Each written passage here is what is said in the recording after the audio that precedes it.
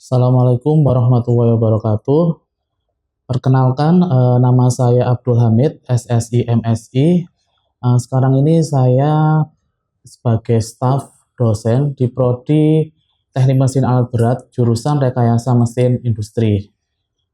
Pada kesempatan kali ini, saya akan memaparkan terkait pernyataan diri dosen dalam unjuk kerja Tridharma Perguruan Tinggi. Adapun mata kuliah yang pernah saya ampuh antara lain termodinamika teknik, kimia, fisika, keselamatan kerja, dan pengendalian kontaminasi. Selanjutnya, saya akan memaparkan bagaimana proses pembelajaran mata kuliah saya pada mata kuliah kimia. Sebelum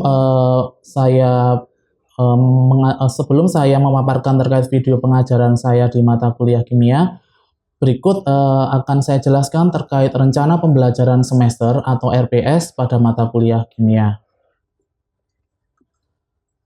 Mata kuliah kimia mempunyai bobot SKS sebesar 2 SKS, yang mana mata kuliah ini merupakan mata kuliah teori. Mata kuliah kimia diajarkan pada semester 2 kepada mahasiswa pada Prodi Teknik Mesin Alat Berat, yang mana jumlah pertemuannya sebanyak 16 pertemuan, yang terdiri dari 14 pertemuan tatap muka di dalam kelas, dan 1 pertemuan UTS, dan 1 pertemuan UAS. Adapun deskripsi mata kuliah yang saya ampuh, yang mana pada mata kuliah ini menjelaskan terkait teori atom dan sistem periodik unsur, kemudian juga menjelaskan terkait kimia unsur periode 4 pada golongan transisi, katalis, dan bahan bakar yang meliputi bahan bakar fosil dan bahan bakar terbarukan atau renewable energy. Adapun capaian pembelajaran lulusan pada prodi, yang mana CPL pada mata kuliah ini sudah selaras dengan profil lulusan, yang mana meliputi aspek kemampuan khusus, kemudian ada sikap, kemampuan umum, dan pengetahuan.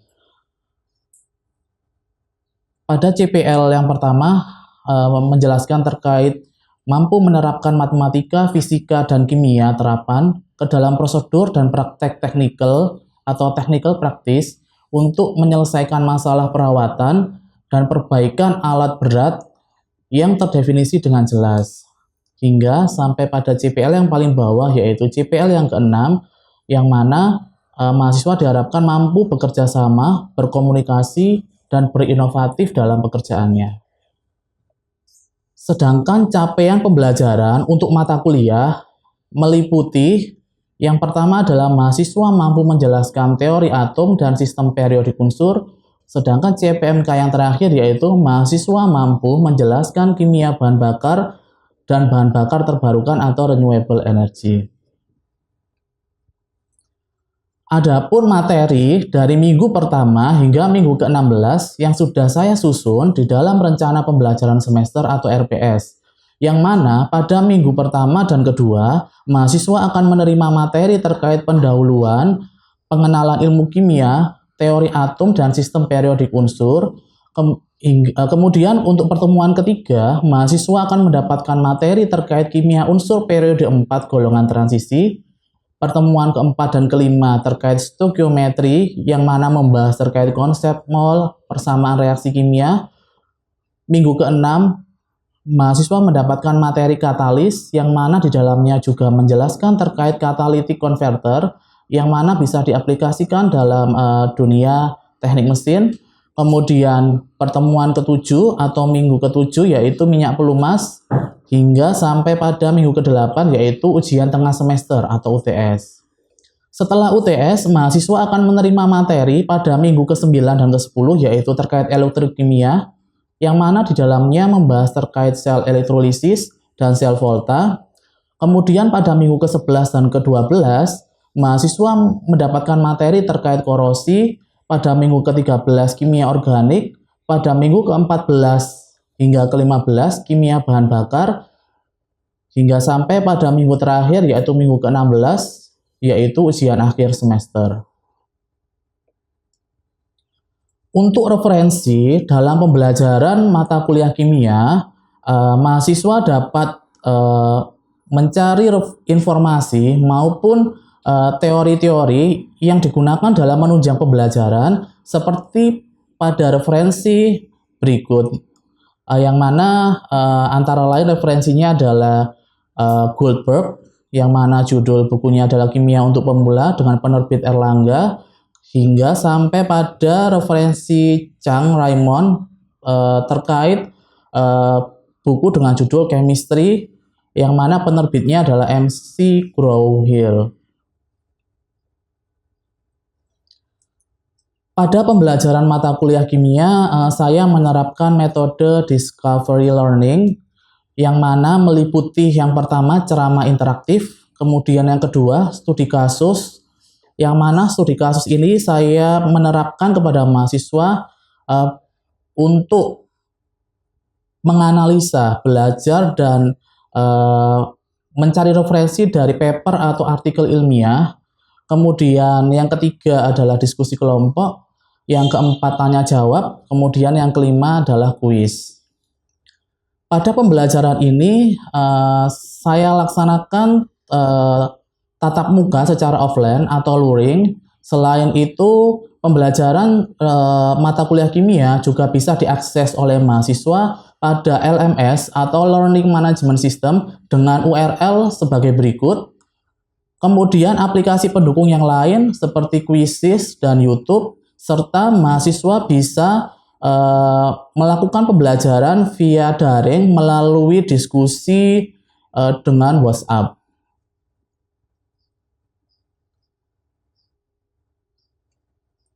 Kemudian untuk penilaian pada mata kuliah kimia, yang mana pada mata kuliah kimia mempunyai penilaian dengan bobot berikut. Yang pertama adalah nilai harian dengan persentase 10%, kemudian nilai harian 2 dengan persentase 20%, UTS 30%, dan UAS 40%. Yang mana nilai harian 1 meliputi kehadiran dan sikap yang dinilai dari minggu pertama sampai ke-7 hingga minggu ke-9 sampai ke-15. Kemudian untuk nilai harian yang kedua meliputi tugas dan kuis, yang mana tugas tersebut saya susun sebagai berikut. Di minggu kedua, mahasiswa mendapatkan tugas untuk meresum terkait teori atom. Pada minggu ketiga, mahasiswa mendapatkan tugas presentasi terkait kimia unsur periode 4, golongan transisi. Dan pada minggu ke-15, mahasiswa melakukan presentasi terkait biofuel dari artikel ilmiah. Untuk selanjutnya, mari kita saksikan video pengajaran saya pada mata kuliah kimia yang saya ampu pada semester 2 kali ini. Assalamualaikum warahmatullahi wabarakatuh. Waalaikumsalam warahmatullahi wabarakatuh. Oke, terima kasih pada teman-teman yang sudah meluangkan waktunya pada pengajaran di mata kuliah saya pada pertemuan minggu ke-15. Pada pertemuan kali ini saya akan memaparkan terkait materi mengenai kimia bahan bakar. Adapun tujuan pembelajaran ya untuk materi kimia bahan bakar ini, yang pertama, mahasiswa diharapkan mampu menjelaskan kimia bahan bakar terkait bagaimana pengolahan bahan bakar fosil, kemudian beserta fraksinya. Kemudian yang kedua, mahasiswa diharapkan mampu menjelaskan terkait bahan bakar terbarukan, antara lain biodiesel, kemudian bioetanol, dan biogas. Nah, mungkin kalian tidak asing ya dengan bahan bakar atau mungkin dengan kata bahan bakar ya. Karena mungkin teman-teman di sini setiap harinya mungkin kalau naik kendaraan pasti ya memakai yang namanya bahan bakar ya. Ya. Mungkin ada di sini yang sedikit menjelaskan penjelasan secara ilmiah ya.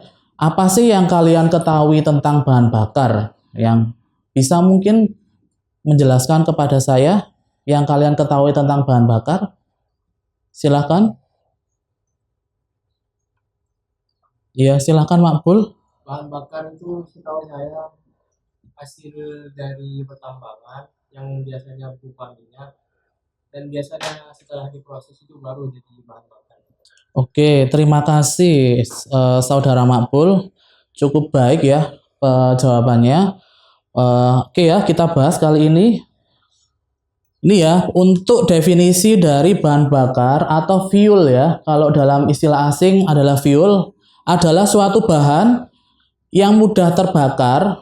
Nah, kandungan utamanya adalah atom karbon ya. Unsur utama dari bahan bakar adalah karbon, meskipun ada unsur-unsur yang lain dengan komposisi mungkin yang lebih rendah dari karbon ya, seperti hidrogen, oksigen ya.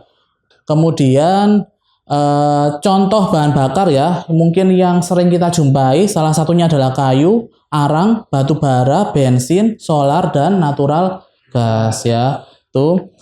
Kemudian ini ya, klasifikasi bahan bakar.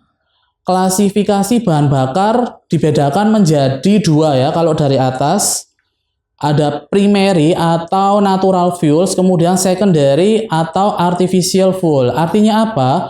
Kalau primary berarti dia bahan bakarnya langsung dari alam ya. Kalau secondary berarti dia bahan bakar buatan, berarti sudah ada pengolahan dari manusia ya. Nah, ini contohnya ya, kalau bahan bakar padat ya, dibagi padat, cair dan gas ya di sini untuk bahan bakar yang natural atau dari alam. Nah, kalau bahan bakar buatan, ini contohnya ada LPG, ada petroleum, ada petrol ya, karkol ya, atau batu bara ya. Saya lanjut. Nah, ini ya. Sekarang saya masuk ke materi bahan bakar fosil ya. Ada fossil fuel, ada batu bara, petroleum dan natural gas ya di sini. Ada yang bisa menjelaskan ke saya kira-kira kalau bahan bakar fosil ini diperoleh dari mana? Mungkin bisa menjelaskan ke saya? Ya, silahkan Makbul. Itu mungkin sama dengan jawabannya tadi, Pak. Itu Ya, dari pertambangan gitu. dari sebelum dia ditambang pasti kan ada proses dari alam ya. Kira-kira prosesnya seperti apa? Dapat dari mana sih pertambangannya itu, nambangnya di mana? Ya, Almas, silakan Almas. Mungkin dari kayak tumbuhan, Iya. dari biji-bijian tumbuhan tersebut yang diolah menjadi seperti nantinya jadi bahan bakar. Ya, kalau yang diolah itu masuk ke dalam bahan bakar bukan fossil fuel, tapi bahan bakar terbarukan. Kalau fossil fuel ini ya, fossil fuel itu bahan bakar yang langsung dari alam, yang mana berasal dari ini ya, berasal dari jasad renik yang mati jutaan tahun yang lalu ya, atau biasa disebut dengan minyak bumi ya. Nah, kemudian jasad-jasad tersebut terbawa air sungai bersama lumpur ya, akan mengendap di dasar laut ya. Makanya kenapa pertambangan itu biasanya banyak di tengah laut ya, karena memang minyak buminya itu banyak di situ ya. Nah, pada tingkat molekuler, minyak dan gas ini merupakan hidrokarbon, sehingga nantinya akan membentuk rantai hidrokarbon ya, rantai utama pembentuk bahan bakar. Nah, lumpur yang bercampur dengan jasad renik berubah menjadi batuan sedimen berpori. Minyak dan gas terperangkap pada batuan kedap dan tidak mampu ditembus gas dan cairan. Nah, ini ya gambarnya di sini. Ini adalah bahan bakar minyak yang dari alam, ini bahan bakar gas yang dari alam. Untuk pengolahan minyak bumi sendiri ya, bagaimana sih minyak bumi itu bisa nantinya dijadikan bahan bakar seperti gas, gasolin atau kerosin maupun diesel ya. Minyak bumi ini pastinya nanti harus diproses terlebih dahulu ya, dengan proses yang namanya destilasi bertingkat ya. Jadi destilasi itu adalah pemisahan senyawa atau campuran ya, berdasarkan perbedaan titik didih. Ya, makanya di sini ada suhu-suhu ya. Suhu-suhu yang mana pada suhu segini, oh ternyata minyak bumi itu menghasilkan yang namanya bensin pada suhu 150 ya. Pada suhu 300, sekitar 300 dia menghasilkan bahan bakar diesel. Di atasnya dia menghasilkan minyak bahan bakar untuk industri, dan sisanya ya sampai pada suhu 400 dia membentuk bahan bakar minyak pelumas, lilin, parafin, dan aspal. Oke, saya lanjut. Nah, ini ya.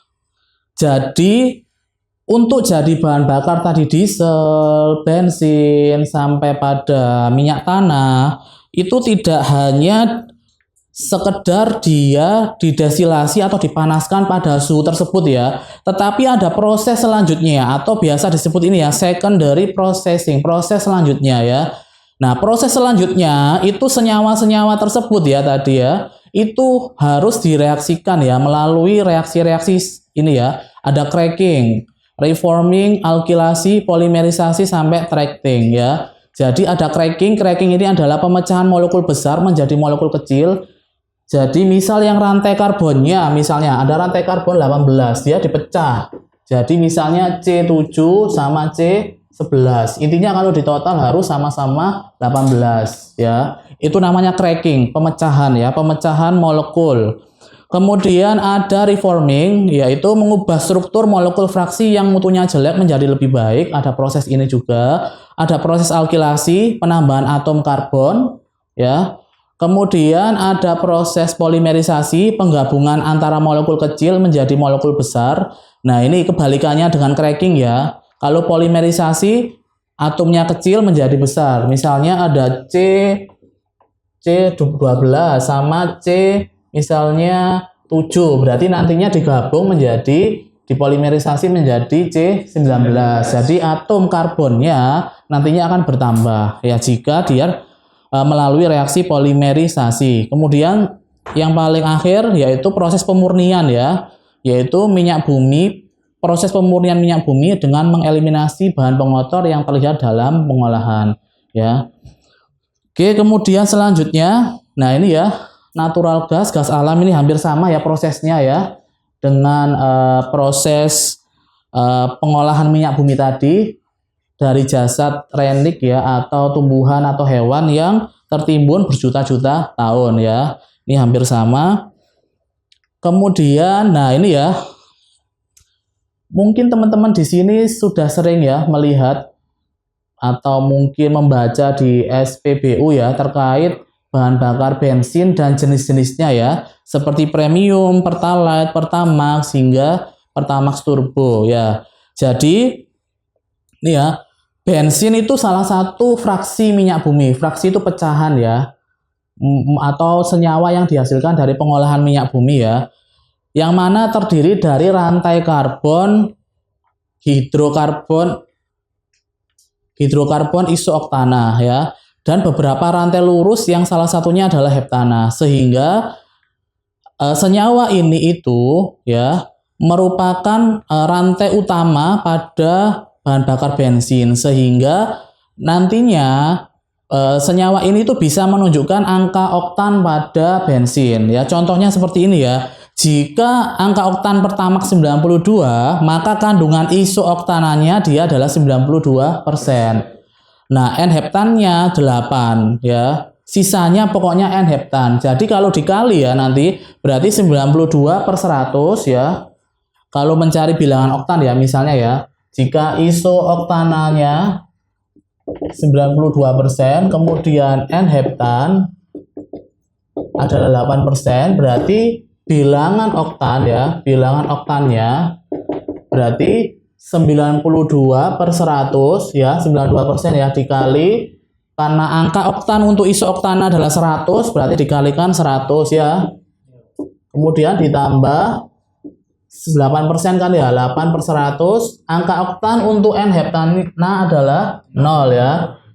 Berarti dikali 0. Berarti di sini berapa?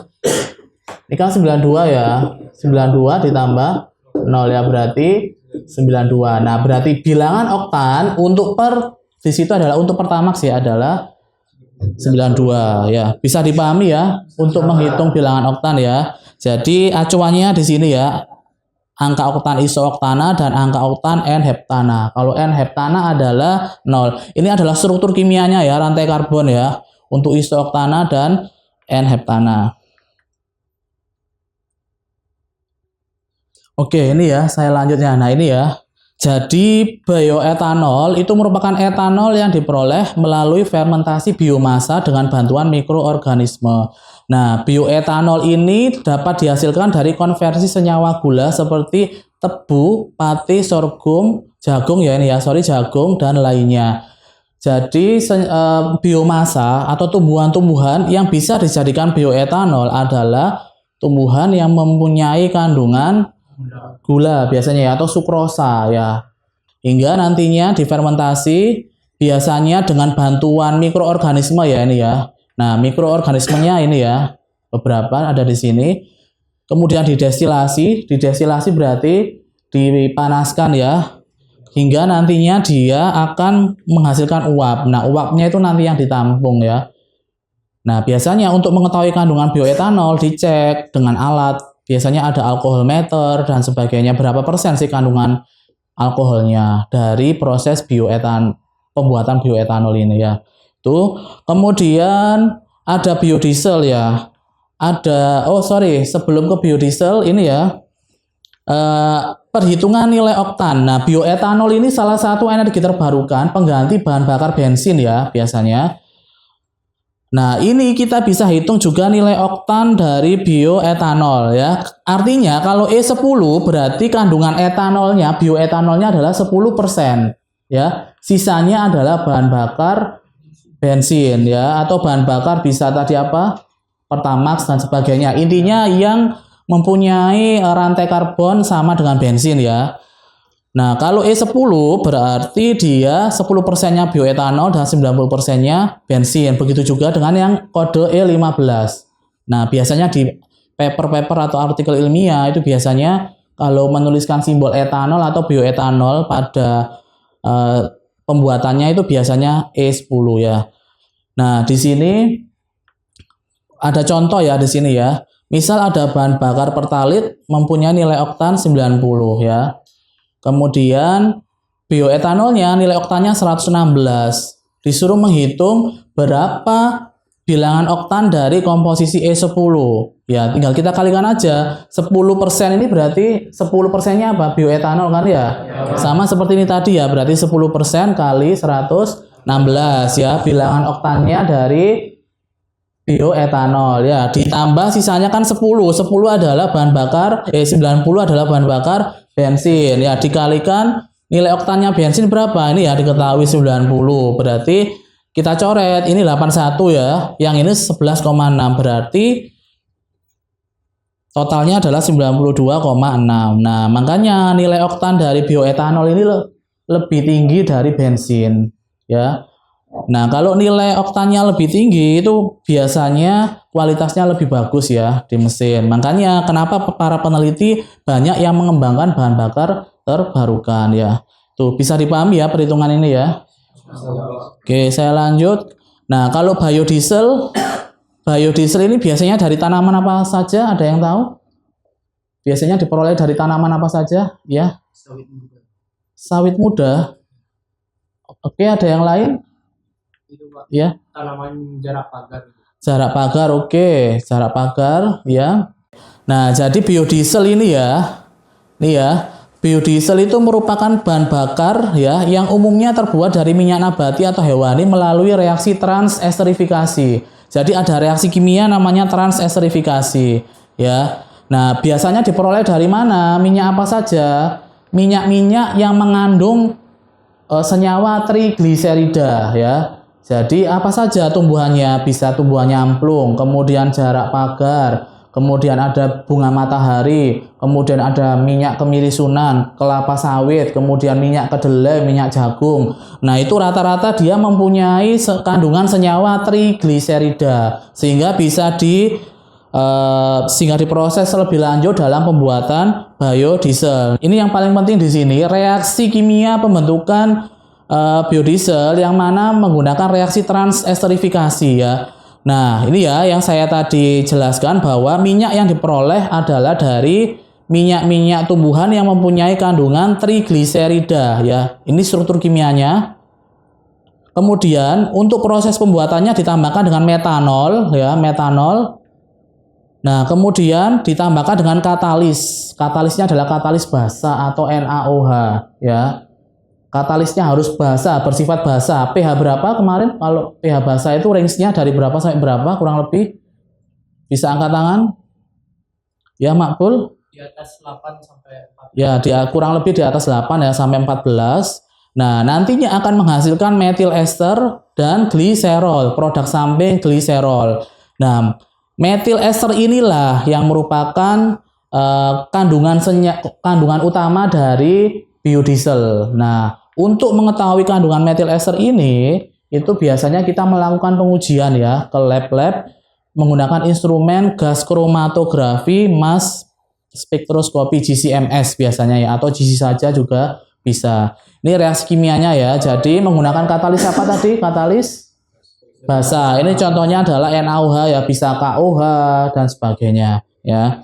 Ini ya biogas. Nah, kalau biogas dia berasal dari apa? Biasanya limbah kotoran ternak ya, atau limbah-limbah organik lainnya seperti sayur harus dalam kondisi anaerobik ya. Anaerobik berarti dia tidak bereaksi dengan oksigen. Harus dalam keadaan tertutup ya. Biasanya dia dibuat dalam tabung-tabung digester ya, atau ruang kedap udara. Dan kandungan utama dari biogas adalah gas metana ya, sekitar 50 sampai 75% ya. Kandungan utama biogas, diikuti karbon dioksida 25 sampai 50%. Sampai yang paling bawah adalah oksigen ya, 0 sampai 2%. Jadi biasanya dibuat di dalam tabung-tabung ya, ditutup rapat, kemudian ada pressure gauge untuk mengetahui berapa tekanannya. Karena apa? Karena kalau pressure gauge jarumnya jalan, berarti kan ada indikasi tekanan. Nah, kalau ada tekanan berarti ada indikasi bahwa limbah organik tersebut mempunyai apa? Gas ya. Nah, gasnya itu bisa jadi gas metana ya, atau mungkin gas karbon dioksida juga bisa, karena kan ada tekanan ya, ada reaksi kimia di dalamnya ya. Ini adalah terkait biogas. Oke, kemudian ini terakhir ya. Oke, selanjutnya saya akan coba latihan soal ya. Mungkin untuk yang nomor 2 ada yang mau maju? Nomor 2. Oh ya, silahkan.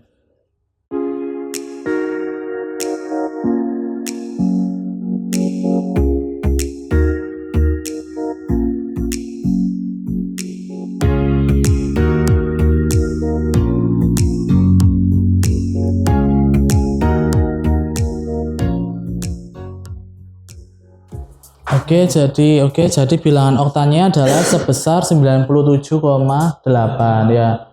Bisa dipahami ya terkait perhitungan bilangan oktan dari bahan bakar bioetanol. Oke, untuk selanjutnya saya akan melakukan evaluasi menggunakan aplikasi Quizzes. Bisa dikeluarkan handphonenya masing-masing. Akan saya share ya terkait kode nomor yang bisa kalian nanti inputkan pada aplikasi Quizzes. Oke ya, kalian bisa join dengan memasukkan kode ini ya, 228264. Oh iya, ya udah saya mulai ya. Oke, saya mulai.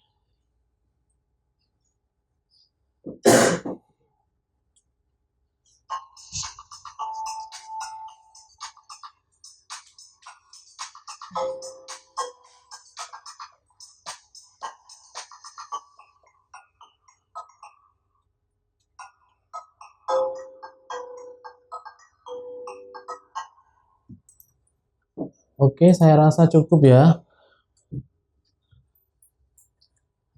Ya, saya ucapkan selamat ya untuk Firman Maulana Zulhan yang berhasil meraih nilai tertinggi ya untuk peringkat 1, kemudian diikuti Makbul dan Dio.